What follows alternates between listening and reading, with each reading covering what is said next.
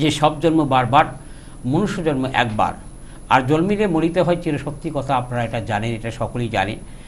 আর যেটা আমাদের সনাতন ধর্মের যেটা নিয়ম আছে, প্রত্যেকটা মানুষের আয়ু একই হয়ে থাকে 120 বছর। তা এবার এই টপিকসটার উপরে আমার যে আলোচনা হবে, প্রত্যেকটা মানুষের আয়ু 120 বছর।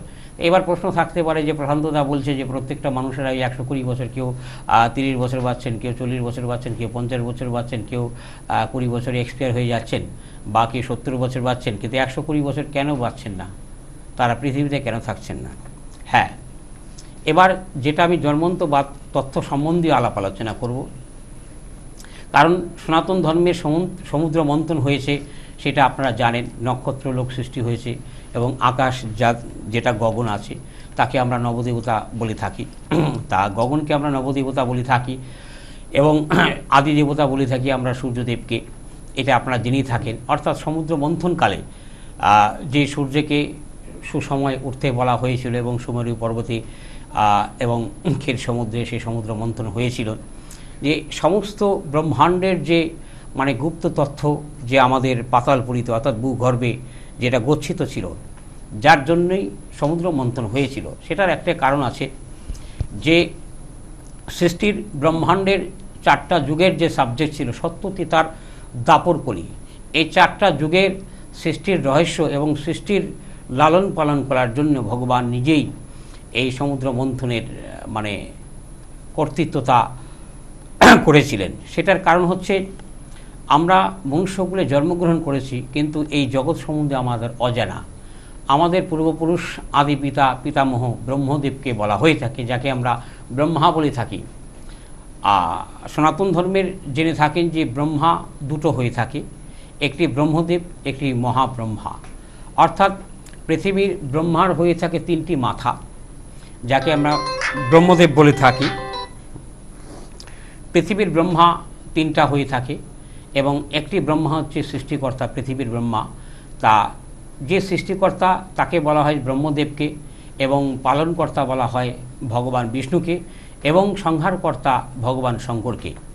যাই হোক, দেবতা অসুরদের মাধ্যম দিয়ে যে সমুদ্র মন্থন হয়েছিল এবং প্রথম শ্রী শক্তির বৃদ্ধি হয়েছিল, শ্রী শক্তি অর্থাৎ মা লক্ষ্মী, এবং শ্রী শক্তির বৃদ্ধি হয়েছিল, মা লক্ষ্মীর উদয় হয়েছিল। এই ভূগর্ভে মা লক্ষ্মী নিজেই অবস্থিত আছেন, ভূগর্ভে মা লক্ষ্মী নিজে অবস্থিত আছেন। এইবার কি রূপে আছেন তিনি?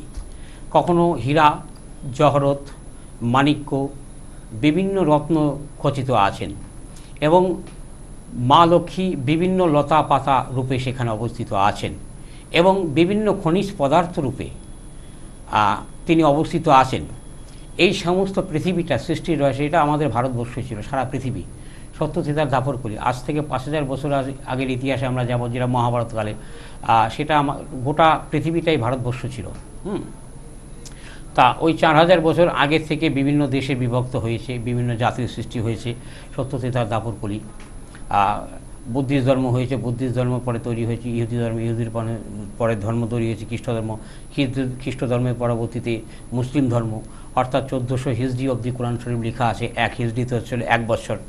আর আমাদের 4টা যুগে 4টা গ্রন্থ, সত্য যুগে হচ্ছে আমাদের বেদ, তেতার যুগে রামায়ণ, দাপর যুগে হচ্ছে মহাভারত, এবং কলির যুগে হচ্ছে আমাদের জাতীয় সনাতন ধর্মের এবং অবলম্বী যারা আছেন তাদের জাতীয় গ্রন্থ শ্রীমদ্ ভাগবত গীতা। এবং গীতার সারাংশ হচ্ছে মহাভারতের সারাংশ হচ্ছে শ্রীমদ্ ভাগবত গীতা, গীতার সারাংশ হচ্ছে শ্রীমদ্ ভাগবত, ভাগবতের মূল সারাংশ হচ্ছে প্রভাসখণ্ড, প্রভাসখণ্ডের মূল সারাংশ হচ্ছিল চৈতন্য অমৃত কথা। তা এইবার প্রত্যেকটা, এবং আমাদের ভাগবত পুরাণ যেটাকে বলা হয়ে থাকে, গীতার সারাংশরূপে যেটা সুখদেব গোস্বামী, ব্যাসদেব পুত্র সুখদেব গোস্বামী লিখেছেন। কারণ আমি বিশেষ করে ধর্ম সাবজেক্টে আমার অ্যাস্ট্রোলজি অনুষ্ঠানে আমি আলোচনা করে থাকি। তা যাই হোক, আজকেও ঠিক তার বাইরে নয়, যদিও আবার কিছুক্ষণ পরে আমি গ্রহের সাবজেক্ট এবং বাস্তুর উপরে ফিরে যাব। তা সনাতন ধর্মের অবলম্বী যারা আছেন, যে সমুদ্র মন্থনের সাবজেক্টে আমি আলোচনা করছি, সেখান থেকে মা লক্ষ্মীর উদয় হয়েছিল, সৃষ্টির রহস্যে যেটা আমি যাচ্ছি। তা এবং দেবতাদের অসুরদের মধ্যে যেটা বন্টন হয়েছিল, অমৃতের কলস যেটা উঠবে, অমৃত যারা পান করবেন তারা হবেন অমর, 120 বছর আয়ুর ক্ষেত্রে আমি যাচ্ছি। যেহেতু বলেছি যে আমাদের প্রত্যেকটা ব্যক্তির 120 বছর আয়ু হয়ে থাকে। তা এবার এই সমুদ্র মন্থনের ক্ষেত্রে দেবতার এবং অসুরদের মধ্যে একটা কম্প্রোমাইজিং হলো। তা কম্প্রোমাইজিং হওয়া সত্ত্বেও তা সেই জায়গার ক্ষেত্রে দেবতারা অমৃত পেল, কিন্তু অসুররা অমৃত পেল না। শুধু একমাত্র দেবতার রূপ ধারণ করে রাহু কিছু অমৃত পান করেছিলেন, যার জন্য ভগবান বিষ্ণুকে মোহিনী রূপে ছলনার রূপ ধারণ করতে হয়েছেন। এই জায়গার সাবজেক্টে আমি 120 বছর আয়ুতে আপনাদের আমি ডিসক্রিপশনে যেটা বুঝিয়ে দেব। অর্থাৎ সেই সমুদ্র মন্থনে পরবর্তীতে যখন অমৃতের কলস উঠল সেই বিষ্ণু লোকে, সেইখানে বন্টন হবে, অর্থাৎ স্বর্গপুরীতে। সেখানে বন্টনটা ইন্দ্রপুরীতে হওয়ার কথা, সেই ইন্দ্রপুরীতে না হয়ে সেই স্বর্গপুরীতে, স্বর্গের একটি জায়গায়। কারণ অসুররা যেই জায়গায় নির্ধারণ করেছিল, ওরা ভেবেছিল যে আমরা বেশিরভাগটা আমরা নিয়ে নেব, বা ছলনা করে দেবতাদের আমরা অমর হতে দিব না, আমরাই অমর থাকবো, অর্থাৎ সমস্ত ব্রহ্মাণ্ডটাকে আমরাই দখলদারি করে রাখবো, আমাদের নেতৃত্বে এই সমস্ত সৃষ্টি চলবে। অর্থাৎ অসুরিক শক্তি আমরা বলে থাকি, মানে অশুভ শক্তিকে আসরিক শক্তি বলে থাকি, আর শুভ শক্তিকে আমরা বলে থাকি দেবশক্তি। যার জন্য কর্মকে আমরা বলে থাকি অশুভ কর্ম এবং শুভ কর্ম, যার জন্য আমরা এটা কর্মস্থলে বলে থাকি, যেটা আমাদের জন্মান্তবাদ আর কর্মান্তবাদের সাবজেক্টের কিছু আলোচনা আছে। তা এবার জন্মান্তবাদের ঘাটলে আপনারা পাবেন প্রত্যেকটা লোকেরই আমরা পৃথিবীর এই আয়ু, যেটা বর্তমান যুগের প্রত্যেকটা ব্যক্তিরই 120 বছর। তা এই জায়গার ক্ষেত্রে কোনো ব্যক্তি আমরা 50 বছরে এক্সপায়ার হয়ে যাচ্ছি, 70 বছরে হয়ে যাচ্ছি, কেউ 60 বছর হয়ে যাচ্ছি, 120 বছর পর্যন্ত আমাদের বর্তমান পরিস্থিতি অবস্থায় যাওয়াই যাচ্ছে না। তা এই জায়গার বিষয়টা কেন আমি দেবতাদের ওষুধের ডিসক্রিপশনটা এই জন্যই আমি দিচ্ছি, যে যখন বন্টন হচ্ছিল আগে দেবতাদের অমৃত দেয়া হবে, কারণ সেটা ভগবান নিজেও জানতেন যে হয়তো অসুররা তাদের চারিত্রিক কারণে তারা একটু ডিস্টার্ব ফিল করতে পারে, যার জন্য আগে দেবতাদের অমৃত দেয়া হলো। তা এবার অসুররা ভেবেছিলেন যে আমরা হয়তো অমৃতের কলস পাবো না, যার জন্য সে দেবতার রূপ ধারণ করে সে অমৃতের কলস একটু অমৃত পান করেছিলেন। তা করার পরবর্তীতে যখন ভগবান বিষ্ণু দেখতে পারলেন, সেই জায়গার ক্ষেত্রে সুদর্শনকে আহ্বান করে সেই কণ্ঠটাকে কাটিয়ে দিলেন। তা সেই অসুর ছিলেন, সে হচ্ছে রাহু। রাহুকে আমরা গ্রহ যদিও এখন ধরতে হয়, কিন্তু রাহু কোনো গ্রহ নয়, অর্থাৎ আসরিক প্রভৃতির গ্রহ, অর্থাৎ তার চারিত্রিক কারণে তার সেই দশাটা হয়েছে। এই জায়গার ক্ষেত্রে যখন তারা চুরি করে নিয়ে গেল ভগবান বিষ্ণু মোহিনী রূপ ধারণ করে, অসুররা তারপরে নিয়ে গিয়েছিলেন সেই অমৃতের কলস, সেইখান থেকে ভগবান বিষ্ণু তারা নারীর প্রতি আসক্তি ছিলেন। তা সেই জায়গার ক্ষেত্রে অমৃতের কলস ভগবান বিষ্ণু নিজে মোহিনী রূপ ধারণ করে সেখান থেকে উদ্ধার করে নিয়ে এসে অমৃত পান করালেন দেবতাদের। যদি অমৃত যদিও পান করেছেন, কারণ যখন বন্টন হয়েছিল অসুরদের দেয়া হয়েছিল, যে সত্যযুগের কথা যাচ্ছে সমুদ্র মন্থনের পরে, যে তোমরা পাতালপুরীতে বসবাস করবে এবং স্বর্গপুরীতে বসবাস করবে দেবশক্তি, এবং মধ্যস্থলে অর্থাৎ ভূলোকে মৃত্যুলোকে মনুষ্য জাতি তারা জন্মগ্রহণ করবেন। অর্থাৎ এই পৃথিবী লোকে যাদের জন্মগ্রহণ হবে তাদের মৃত্যুগ্রহণ হবে, কিন্তু সেটা অসুররা মানেনি। তারা স্বর্গপুরী চেয়েছিল, ইন্দ্রা আসন, অর্থাৎ তারা স্বর্গের রাজা হতে চেয়েছিলেন। তা এই জায়গার ক্ষেত্রে তারা যেই সব কর্মগুলো কৃতকর্মগুলো করেছেন, অর্থাৎ তাদের কৃতকর্মের ফলে প্রভাবের কারণে তাদের ধ্বংস হতে হয়েছে। অর্থাৎ প্রত্যেকটা মানুষ, আমরা যেটা জন্মান্তবাদের কথা বলে থাকি, জন্ম হয়ে থাকি, সেই জায়গার ক্ষেত্রে আমরা কি করে থাকি, যে পূর্বজন্মে আমরা যে কর্মটা করে থাকি, এই জন্মে আমাদের কর্মের ফল আমরা পেয়ে থাকি। তো এবার দেখা যাচ্ছে আমাদের চারিত্রিক হয়ে থাকে কি, কিছু মানুষ আছে আমরা দান ধ্যান পূজা যজ্ঞ হোম আমরা করে থাকি, আর কিছু মানুষ আছে দেখবেন আসরিক প্রভৃতির মাইন্ড, তারা অন্যের সম্পত্তি হরণ করে নেবে, অন্যের অর্থ হরণ করে নেবে, অন্যের ক্ষতি করবে, মানুষকে মারধর করবে। তা এই জায়গার ক্ষেত্রে সেই ব্যক্তিগুলোর কর্মের ফল অনুসারে তাদের আয়ুটা আস্তে আস্তে মাইনাস হয়ে থাকে। তাই যার জন্য প্রত্যেকটা ব্যক্তির দেখবেন 120 বছর আয়ু থাকলেও তাদের 50 বছর হয়ে থাকে বা 70 বছর, অথবা সেই মৃত্যুময় মুহূর্তে পূর্বজন্মে সে মনুষ্যকুলে জন্মগ্রহণ করেছিল, তার মৃত্যু হয়েছিল, তার মনে ক্রোধ ভাবাপন্ন বা একটা খারাপ চিন্তা ছিল, অর্থাৎ এই জন্মে সে মনুষ্যকুলে জন্মগ্রহণ করা সত্ত্বেও তার সেই ক্রোধ ভাব রাগান্বিত ভাবটা তার রয়ে গেছে, যার জন্য তার জীবনের আয়ুটা মাইনাস। অর্থাৎ সৎসঙ্গে স্বর্গবাস, অসৎসঙ্গে আপনার নরকে বাস। এবার আয়ু বৃদ্ধির জন্য আমরা যেটা মানে যজ্ঞ করে থাকি, অনেকে বলে থাকে যে আমরা মহামৃত্যুঞ্জয় যজ্ঞ করলেই আমাদের আয়ু বৃদ্ধি হয় এবং বাস্তুদোষ নিবারণ হয়, বা অনেকের জন্মকুণ্ডলিতে কালসর্পদোষ বা মাঙ্গলিক যোগ থেকে থাকে। এই ক্ষেত্রে অনেকে প্রশ্ন করে থাকে যে আমরা মহামৃত্যুঞ্জয় যজ্ঞ করব বা যজ্ঞ করলে আমাদের এই দোষ কেটে যাবে। আসলে টোটালি সম্পূর্ণ ভুল। কারণ জন্ম হোক যথাযথ কর্মহি পরমাং তপ, অর্থাৎ কর্মই হচ্ছে আমাদের পরবর্তী জীবনের একটি অংশ পাঠ।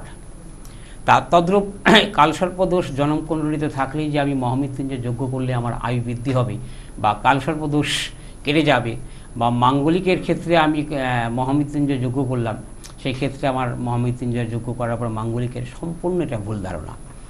এবার মাঙ্গলিকের ক্ষেত্রে মাঙ্গলিক যজ্ঞ করতে হবে, কালসর্প যোগের ক্ষেত্রে কালসর্প যজ্ঞ করতে হবে। তা এইবার ব্যাপার হচ্ছে অনেকে দেখা যাচ্ছে ওই হালকা কিছুদিন একটু ট্রেনিং দিয়ে তান্ত্রিক হয়ে গেল, দাড়ি রেখে চুল রেখে। এটা আধুনিক যুগে এটা হয়ে থাকে, কারণ চাকরির বাজার যেমন তেমন, সে চাকরি করলে অল্প বেতন পাবে, তাকে অ্যাস্ট্রোলজি করলে অনেক পয়সা তাকে কামাতে হবে আর কি। কারণ তার যোগ্যতার মাপকাঠি যা আছে হয়তো চাকরি পেয়েও যেতে পারেন, কিন্তু সেই ক্ষেত্রে বা অল্প আয়ের উপরে সে সীমাবদ্ধতা না। অর্থাৎ সেই ব্যক্তিটা নিজের ভাগ্য পরিবর্তন করার জন্যই। আর তন্ত্রযজ্ঞটা যে কোনো তান্ত্রিক হলে করতে পারবে না, যদি বংশ পরম্পরা তান্ত্রিক না হয়ে থাকে বা তার ব্লাড রিলেশনে যদি তন্ত্রবিদ্যা না থেকে থাকে, সে তন্ত্রযজ্ঞ করতে পারবে না। সেই ব্যক্তিটা তন্ত্রযজ্ঞ কোনো প্রকার করতে পারবে না। আর সেই ধরনের ব্যক্তিকে দিয়ে তন্ত্রযজ্ঞ করালে তার আশাতীত রেজাল্ট, ভালো ফল আসেও না এবং সেটা ভালো হয় না, ওটা সাময়িক 2-4 দিনের জন্য ভালো হয়ে থাকে। তা এবার দেখা যাচ্ছে আমরা কালসর্প দোষ মাঙ্গলিক যোগের ক্ষেত্রে সেটা মাঙ্গলিক যজ্ঞই করে থাকি। আর কালসর্প যজ্ঞের ক্ষেত্রে আমি কালসর্প যজ্ঞই করে থাকি। আর পরিপূর্ণতা যে দশমহাবিদ্যার যে তান্ত্রিক একমাত্র মানে উত্তরবঙ্গের বুকে এই প্রশান্ত শাস্ত্রীকে ধরে থাকে, যিনি সংস্কৃত বিদ্যায় পারদর্শী। বা ম্যাক্সিমাম ক্ষেত্রে দেখবেন আপনারা যারা যেসব তান্ত্রিকরা অ্যাস্ট্রোলজাররা যজ্ঞ করিয়ে থাকে, নিজে চোখ বুজে বাবা হয়ে বসে থাকেন আর মন্ত্রের সামনে হোমকুণ্ডলীর সামনে বসে শুধু সোহা। তা এইটা মূল কর্ম নয়। এবং যাদের মাঙ্গলিক দোষ আছেন, যজ্ঞ করে দিলে তাদের যে কোনো সমস্যাগুলো যেগুলো আছে একদম 7 থেকে 15 দিনের মধ্যে সমাধান হয়ে যায়। যাদের জন্মকুণ্ডলিতে কালসর্প দোষ আছে তাদেরও 7 থেকে 15 দিনের মধ্যে সমস্যার সমাধান হয়ে যায়। তা অনেকে বলে থাকেন যে যাদের জন্মকুণ্ডলিতে মাঙ্গলিক দোষ আছে অল্প বয়সে তাদের স্ত্রী মরে যায়, মানে ছেলেদের থাকলে।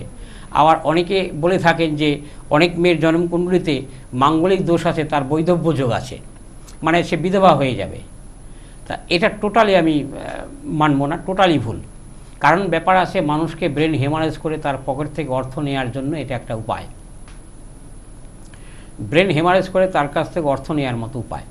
আর তন্ত্রযজ্ঞ যে কোনো দোষের ক্ষেত্রে যদি তন্ত্রযজ্ঞ কোনো ব্যক্তি না করিয়ে থাকে সে দোষ কাটবে না।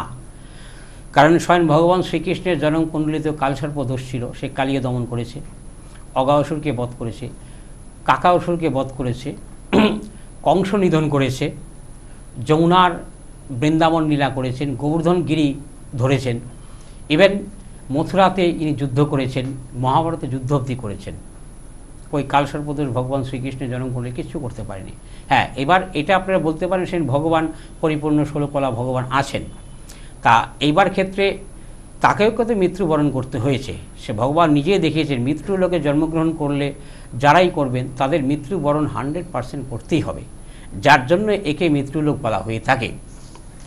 এবার আমরা বড় বড় যজ্ঞ করে থাকি, কামাখ্যা পর্বতে, নীল পর্বতে, আপনার মৌসুম্বী পাহাড়ে বলুন, আপনার কালো পাহাড়ে বলুন, আর তারাপীঠ মহাশ্মশানে বলুন, বড় বড় যজ্ঞ করে থাকি, যেটা অশ্বমেধ যজ্ঞ, গোমের যজ্ঞ, সন্তান সম্ভাবা যজ্ঞ, বাস্তু যজ্ঞর ক্ষেত্রে আপনারা বলে থাকুন তারাপীঠ মহাশ্মশানে যজ্ঞ করলে বাড়ির সমস্যা সমাধান হয়ে যাবে। তা এই ধরনের যজ্ঞ আমরা করে থাকি। অনেকে প্রশ্ন করে যে বাড়ির যজ্ঞটা আমি বাড়িতে করলে আপনার ভালো হয়, যাদের বাড়িতে জায়গা নেই তারা কি করবে? তার 1 কাঠার উপরে বাড়ি আছে, তার মধ্যে আবার বাস্তু দোষ। অর্থাৎ এই যে প্রবলেমগুলো যাদের আছে এবং জন্মকুণ্ডলিতে যাদের প্রবলেম আছে, এবার শাস্ত্রের থেকে যদি আমি অ্যাস্ট্রোলজিতে প্রবেশ করলাম, অ্যাস্ট্রোলজি থেকে তন্ত্রবিদ্যায় প্রবেশ করলাম এবং তন্ত্রযজ্ঞে প্রবেশ করলাম, এবং প্রত্যেক অমাবস্যা পূর্ণিমা অ্যাভেলেবেল আমার তন্ত্রযজ্ঞ হয়ে থাকে এবং বহু লোক সেখানে দেখে থাকে প্র্যাকটিক্যালে যে মন্ত্রবিদ্যা তন্ত্রবিদ্যা কী জিনিস। আর আমরা বৈদিক আমলে যে সব যজ্ঞ আমরা কথা শুনেছি, প্র্যাকটিক্যাল আমরা কেউ দেখিনি। এবং যারা আমার যজ্ঞ দেখেছে, যারা আমার পূজা দেখেছে, তাদের সেই ক্ষেত্রে প্র্যাকটিক্যালি অ্যাভেলেবেল আর আমি বহু বাড়িতে যাদের বাস্তুতে বহু দোষ আছে, খুব দারিদ্রতার জীবনযাপন করেছে, সেই বাড়িতে যজ্ঞ পূজা পাঠ করে দিয়েছি একবার। সেই বাড়িতে স্বয়ং মা লক্ষ্মী বসবাস করেছেন এবং তারা সেই বিল্ডিং দেখা যাচ্ছে 1 কাঠা জায়গার থেকে তারা 1 বিঘা জায়গা হয়ে গেছে, কিন্তু সেই জায়গাটা 1 বিঘা হয়নি, অন্য জায়গায় 1 বিঘা হয়ে গেছে। সেই 1 বিঘা জায়গার মধ্যে দেখা যাচ্ছে সে 10 কাঠা নিয়ে বিল্ডিং করে নিয়েছে, তার বিশাল নাম, যশ, খ্যাতি, অর্থনৈতিক ডেভেলপমেন্ট। এবার তন্ত্রযজ্ঞর ক্ষেত্রে দেখা যাচ্ছে আপনার দেহে যেমন একটি পুরানো জামা আছে, সেটা পুরনো হয়ে গেছে, ছিঁড়ে গেছে, আপনাকে এটাকে ফেলে দিয়ে নতুন জামা বানিয়ে পরে নিলেন। এই তন্ত্রযজ্ঞর ক্ষেত্রে আপনার পুরান ভাগ্যটাকে ফেলে দিয়ে নতুন ভাগ্যের উদয় করা, অর্থাৎ সেই দিন থেকে আপনার নবজন্ম হবে, পৃথিবীতে আপনি নতুন জন্মগ্রহণ করেছেন পরিপূর্ণাঙ্গ এবং সুস্থ এবং ভালো রূপ নিয়ে, ভালো গ্রহ নিয়ে, ভালো সংস্কার নিয়ে, এবং সেই দিন থেকেই আপনার শুভ যোগ শুরু হবে 24 ঘন্টার মধ্যে। এরই নাম হচ্ছে তন্ত্রযজ্ঞ। 24 ঘন্টার মধ্যে আপনার বাড়িতে ডেভেলপমেন্টের মানে শুভ বার্তা নিয়ে আসবে। আর যদি সেই বাড়িতে ভূতের কোনো ছায়া থেকে থাকে, কালো কোনো প্রভাব থেকে থাকে, ও তো মনে করেন ওই 2, 4, 5 কিলোমিটারের মধ্যে আর থাকবে না, ওই এলাকায় ছেড়ে দেবে, একদম সশরীরে আবির্ভূত হবেন। প্রশান্ত শাস্ত্রীতে যে বাড়িতে তন্ত্রযজ্ঞ করে থাকেন, ইভেন একদম সশরীরে সে আবির্ভূত হয়ে থাকে, যদি ভূতপ্রেত থেকে থাকে। প্র্যাকটিক্যাল আমি মানে এনে দেখিয়ে দিতে পারি, ইভেন অনেক জায়গায় দেখিয়েছি, প্র্যাকটিক্যাল কথা করে। অনেকে বলে যে না এটা একটা ছায়া হয়ে যাবে, তখন দেখা যাচ্ছে সেই ছায়াটাকে ডিবেট করে কারো শরীরে দিয়ে দেওয়া হলো। এবং তাকে যদি প্রশ্ন করা হয় তুমি কোথা থেকে এসেছো, তোমার নাম কি আছে, হয়তো দেখা যাচ্ছে হয়তো সে কখনো আত্মহত্যা করেছে, বা এই বাড়ির কেউ পূর্বজন্মে তার বাড়ির প্রতি একটা আকৃষ্ট থেকে থাকে, বাড়ির মায়া ছাড়তে পারেনি এবং তার আত্মার মুক্তি হয়নি, কোনো সাধু সন্ন্যাসীর তার দর্শন হয়নি, অর্থাৎ সে আত্মার মুক্তির জন্য সে 200-400 বছর ধরে অপেক্ষা সেখানে করছেন। তখন দেখা যাচ্ছে কি সেই কৃতকর্মের মানে সেই যজ্ঞের মাধ্যম দিয়ে তার আত্মার মানে কর্মসংস্কার করা হয়। সে আত্মার যখন সংস্কার করে দেওয়া হয়, সে আত্মার মুক্তি হয়ে যায় এবং সেখানে যে ব্যক্তিগুলো বসে থাকে প্র্যাকটিক্যাল দেখতে পারে, সেই ব্যক্তিটা একটি ছায়ারূপে সে ঊর্ধ্বলোকে গমন, আশীর্বাদ করতে করতে সে ঊর্ধ্বলোকে গমন করছেন। যেটা আমরা মহালয়ার পিতৃপক্ষের ক্ষেত্রে যেটা আমরা মানে পিতৃপুরুষের আমরা কর্ম করে থাকি এবং তারাপীঠ মহাশ্মশানে হয়ে থাকে, সেটা লোকাল শ্মশানে হয়ে থাকে, প্র্যাকটিক্যালি অনেক কিছু হয়ে থাকে। আর বিশেষ করে যেটা আমাদের মানে হাজরা পূজা যেদিন হয়ে থাকে, যেটা আমরা হাজরা বলে থাকি, তন্ত্রযজ্ঞ সেদিন বিভিন্ন শ্মশানে হয়ে থাকে, ভূতপ্রেত চালান, দেখা যাচ্ছে একটি মানুষকে শূন্যে উঠিয়ে দেওয়া, হয়তো 10-20টা মরা মানুষের মাথা ভাসছে, কিছু হাড্ডি ভাসছে, সেটা আমাদের চালানবিদ্যা চৈত্র মাসের যেটা আমরা চড়ক পূজায় সেটা আমরা অ্যাভেলেবেল করে থাকি। এটা তো একটা সাধারণ নাথিং বিষয়, হয়তো সে আমরা অস্ত্র পূজা করছি, অস্ত্র শূন্যে ভাসছে, মানে জাদুর খেলার মতো, যেগুলো আমরা চ্যানেলে দেখে থাকি, প্র্যাকটিক্যাল এগুলো। আর তন্ত্রযজ্ঞ যে বাড়িতে করা হয়, প্রশান্ত শাস্ত্রী করে থাকে, অলৌকিক বিদ্যা, হয়তো দেখা যাচ্ছে সেই যজ্ঞের মাধ্যমে স্বয়ং মা অগ্নিরূপে আবির্ভূত হয়ে থাকেন। হ্যাঁ, সে মা অগ্নিরূপে সেই যজ্ঞের মাধ্যমে আবির্ভূত হয়ে থাকেন। ইভেন 1টা-2টা না, সেই সব যজ্ঞের আমার ভিডিও রেকর্ড করা আছে। কেউ দেখতে চাইলে আমাকে যদি কেউ মানে চ্যালেঞ্জ করে যে প্রশান্তদা আপনি ভুল বলছেন, প্র্যাকটিক্যাল আমি রেকর্ড থেকে দেখিয়ে দেব। আর এই ভূতপ্রেত, পিচাস, বাতাস লাগা, এটা তো ধরেন সপ্তাহে 10-20টা আমার চেম্বারে অ্যাভেলেবেল এসে থাকে এবং ঝাড়ফুঁক করে থাকি এবং সুস্থ হয়ে যেয়ে থাকে। আর এইসব সিমটমের ক্ষেত্র থেকে দেখা যাচ্ছে তার হেলথের অনেক উইকনেস, অনেক কিছু হয়ে থাকে এবং বহু ট্রিটমেন্ট করে সে সুস্থ হচ্ছে না। ভেলোর গিয়েছে, চেন্নাই গিয়েছে, দিল্লি গিয়েছে, মুম্বাই গিয়েছে, সেই সব জায়গায় গিয়েও সে কোনো প্রকার সুস্থ হচ্ছেন না। তা দয়া করে আমার সাথে যোগাযোগ করতে পারেন, বাট নাথিং বিষয়। এবং মানে কি বলে ওই কারিশমা যাকে বলা হয়ে থাকে, আমি প্র্যাকটিক্যাল দেখিয়ে দেব। আর কান ব্যথা, নাক ব্যথা, পেট ব্যথা যাদের থেকে থাকে, সাধারণ ক্ষেত্রে ভালো হয়ে থাকে না, তারা আমার কাছে এলে আমি বসে থেকে একদম ঝাড়ফুঁক করে 1 ঘন্টার মধ্যে তাদের সুস্থ করে বাড়ি পাঠিয়ে দিয়ে থাকি। এটা অ্যাভেলেবেল হয়ে থাকে। তা এইসব ক্ষেত্রে যাদের প্রবলেম থেকে থাকে, তাদের বাস্তু প্রবলেম থেকে থাকে, বা অনেক ছেলে মেয়েরা আছে যে একটু উচ্ছৃঙ্খল পরিস্থিতি অবস্থায় বাস্তু দোষের কারণে তারা একটু ডিভার্ট হয়ে যাচ্ছেন, তা সেই জায়গার ক্ষেত্রে আপনারা আমার সাথে যোগাযোগ করতে পারেন। আর যারা শনি মঙ্গলবারে দেখাতে চাবেন, অন্তত 2 দিন আগে আপনারা বুকিং করে আসবেন, কারণ শনি মঙ্গলবারে অনেক তন্ত্রমন্ত্র ঝাড়ফুঁক করা থাকে, সারাদিনই সেদিন চেম্বারটা খোলাই থেকে থাকে এবং আগের থেকে অনেক মানে বুকিংয়ের ব্যাপার হয়ে থাকে। এবং হেলথ সাবজেক্টের উপরে আয়ুর্বেদের ট্রিটমেন্ট আমি করে থাকি, মানে যে কোনো রোগের ট্রিটমেন্ট করে থাকি। আপনাদের লিভার প্রবলেম আছে, সেটার সুরাহা আছে, যাদের ইউরিক গ্যাস অ্যাসিডি আছে, একেবারে 15 দিন থেকে 1 মাসের মধ্যে রেজাল্ট। বহু ডাক্তার দেখিয়েছেন, ভেলুর, চেন্নাই, দিল্লি, মুম্বাই বহু জায়গায় গিয়েছেন, শুধু ওষুধ খেয়ে জীবন যাচ্ছে। সেই জায়গা থেকে আপনাদের ওষুধ ছাড়িয়ে দিয়ে স্টোমাককে স্ট্রং করে, লিভারকে ঠিক করে সেই জায়গার ক্ষেত্রে ট্রিটমেন্ট করে। সেটা একটা তন্ত্রবিদ্যার সাবজেক্ট আছে।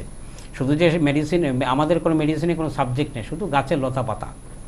আমরা কোনো মেডিসিনের সাবজেক্টে কোনো কিছু যাব না। হয়তো এমনও গাছ আছে আপনার বাড়িতেই আছে, এমনও গাছ আছে আপনার বাড়িতে আছে, লিখে দেওয়া হবে সেই জায়গার ক্ষেত্রে, সেইটা জোগাড় করে আপনি খেয়ে নেবেন। সেই জায়গা থেকে আপনি নিজেই মানে রেমেডি পেয়ে যাবেন। আমার পর্যন্ত আপনাকে পৌঁছতে হবে, একবার শুধু আপনারা দক্ষিণাতে দেখাবেন, তা সেই জায়গার ক্ষেত্রেই আপনারা অ্যাভেলেবেল আমাকে সবসময় যে পাবেন তা না। এবার মূল ব্যাপার আছে, আমার সাথে যোগাযোগ করতে গেলে আপনাদের বুকিং করেই আসতে হবে। তা এটা একটা সবচাইতে বড় ব্যাপার আছে। আর প্রত্যেক অমাবস্যা পূর্ণিমাতে আমার যজ্ঞ হয়ে থাকে। পূর্ণিমাতে আমরা শান্তি যজ্ঞ করে থাকি, অর্থনৈতিক ডেভেলপমেন্টের ক্ষেত্রে, চাকরি, গাড়ি বাড়ি, ধন সম্পদের ক্ষেত্রে। আর অমাবস্যার যে যজ্ঞগুলো হয়ে থাকে শত্রু দমনের যজ্ঞ। আপনারা জানেন যে মা ব্রহ্মাস্ত্র বিদ্যা বগলামুখীর সাধক আমি। আমার ব্যক্তিগত কোনো ক্ষমতা নেই, আমি মা তারার সাধক এবং মা কামাখ্যা দেবীর সাধক। এবং কামাখ্যাতে আমি মানে তন্ত্রসিদ্ধি লাভ করেছি, মানে দেবী সিদ্ধি না, যেটা আমার দেখবেন টাইটেলে দেওয়া আছে কামাখ্যা তারাপি সিদ্ধতান্ত্রিক জ্যোতিষ প্রশান্ত শাস্ত্রী। অর্থাৎ তন্ত্রসিদ্ধ করেছি কামাখ্যায়, মন্ত্রসিদ্ধ করেছি আমি তারাপীঠে। তা অর্থাৎ আমি মিথ্যা, জগৎ মিথ্যা, সব মিথ্যা, কিন্তু ঈশ্বর সত্য, যার জন্য ঐশ্বরিক শক্তির দ্বারাতে যে কর্মগুলো আমি করে থাকি, মানে হাজার হাজার লোক আমার কাছে রেমেডি পেয়ে আছেন। ইভেন আমার চেম্বারে গেলে তো আপনারা দেখতে পারবেন, আপনারা সারাদিন দেখা যায় 2-4-5 ঘন্টা অনেকে বসে থেকেও সিরিয়াল নিয়ে থাকে। তা সেই ক্ষেত্রে অতগুলো লোক এক জায়গায় বসে থাকলে অনেক ধরনের সুন্দর সুন্দর আলাপ আলোচনা হয়ে থাকে। তা সেই ক্ষেত্রে আপনারা জানতে পারবেন। আর বিশেষ করে শনিবারে যাদের ভূতপ্রেত বাতাস নজর লাগা এই সব ক্ষেত্র আছে, যাদের গুপ্ত শত্রু যোগ আছে, তা সেই সব ক্ষেত্রে শত্রু দমন যজ্ঞ হয়ে থাকে এবং শত্রু দমনের পূজা হয়ে থাকে। তা শত্রু দমনের তাবিজ দিয়ে থাকি, যে শত্রু দমনের তাবিজ যদি কাউকে দিয়ে থাকি, পৃথিবীর এমন কোনো শক্তি নেই আপনাকে অনিষ্ট করবে, এবং পৃথিবীর কোনো অস্ত্র নেই যে আপনাকে ধ্বংস করবে। যেদিন আপনার ঠিক আয়ু শেষ, ঠিক সেদিনই। আর ওই শত্রু দমন কবচ যে ব্যক্তির কাছে থাকে, যমরাজারও ক্ষমতা নেই তার আত্মাকে হরণ করে নেবে। সেদিনই হরণ করে নিতে পারবে যেদিন তার আয়ু শেষ। তার এক মুহূর্ত আগেও কোনো প্রকার তার আত্মা হরণ করে নিতে পারবে না। এটা শত্রু দমন যোগ্য এবং শত্রু দমনের কবচের ক্ষেত্রে